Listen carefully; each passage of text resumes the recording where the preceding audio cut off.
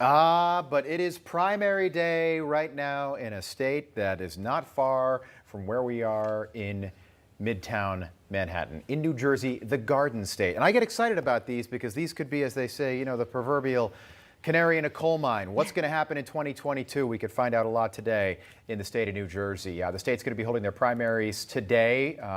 Whoever wins is going to go head-to-head against Democratic Governor Phil Murphy. If you are a registered Republican living in New Jersey, you've got until 8 p.m. tonight Eastern to cast your ballot. And joining us now is Republican candidate for Governor Phil Rizzo. Phil, good morning. Nice to have you on. Good morning. Thank you for having me. Well, first of all, good luck today. How do you feel about the race? I got to ask you that first. We're feeling great.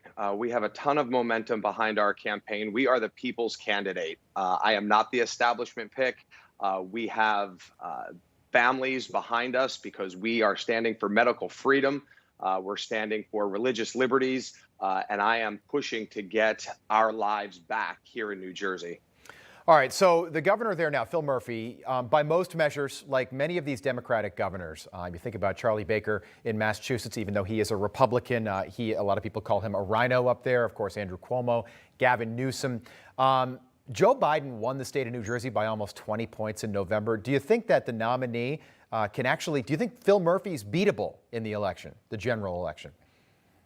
I wouldn't be running if I didn't think Phil Murphy was beatable. I'm a populist. I am a real estate developer. I have a construction company. And for the last 10 years, I've been pastoring in deep blue Democratic Hudson County.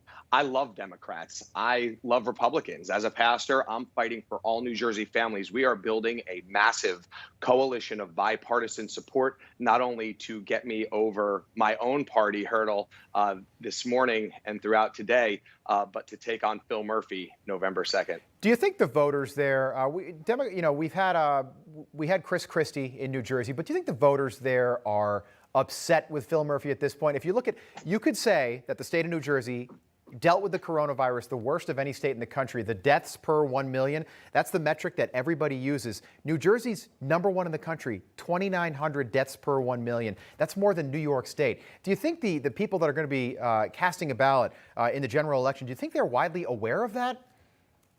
I believe they are. And to the bigger point, I believe that statistic is true not only nationally, but if New Jersey was a country, Phil Murphy ranks #1 in deaths. And so he is very vulnerable.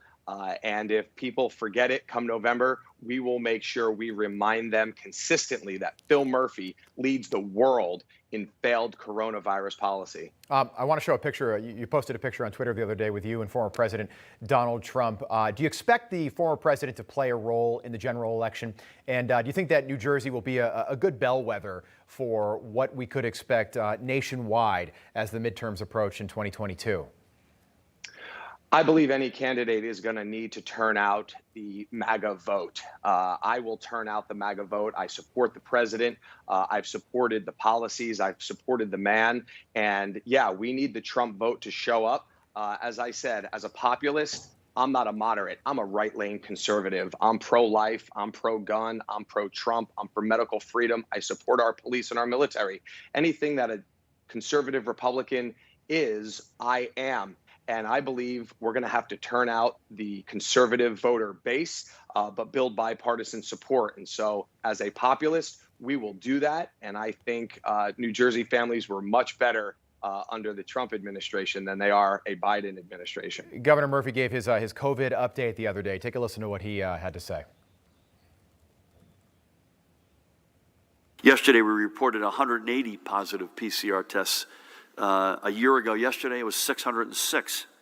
Our statewide rate of transmission is now at 0.71 and steadily decreasing. Positivity rate, Judy, for the whole state, 1.06%. In our hospitals, last night's patient census counted 431 in total. Murphy has not been governor a long time. Are the residents of New Jersey finally ready for a change? Absolutely. People are sick and tired of living under one-man rule. Phil Murphy has overstretched and overreached and has intruded into every area of our lives. As a husband and a father, my family's been impacted. As a former pastor, my church and really the entire faith community in the state has been impacted. And as a business owner, 1/3 of all New Jersey businesses, small businesses, have gone bankrupt in the last year. Phil Murphy's administration has been a total disaster. He doesn't follow science. He follows his own political science. He denies the data, and we're going to send him back to Massachusetts once and for all. I hope so. Good luck to you today. Come back and see us soon. Thank you so much. Hey, I'm Rob Finnerty. Thanks for watching. If you enjoyed this video, please join the conversation in the comments below. Don't forget to subscribe, too. Hit the bell icon to be alerted to breaking news. And remember, there's a whole lot more on Newsmax TV, America's fastest growing cable news network. Newsmax TV, we're real news for real people.